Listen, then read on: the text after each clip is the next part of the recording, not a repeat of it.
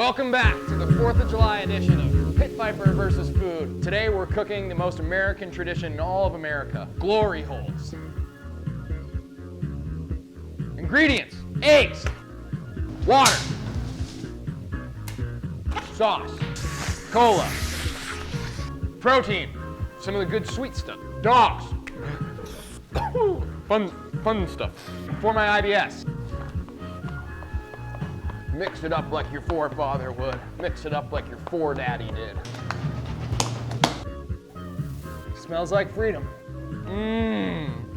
Let's work our way down to the balls. You're gonna wanna oil everything up and then just work them with your hands. The best part about glory holes is sticking it in. Let's get ready to sprinkle our balls. Glory holes are fun because you'll never know what you're gonna get. They smell ready.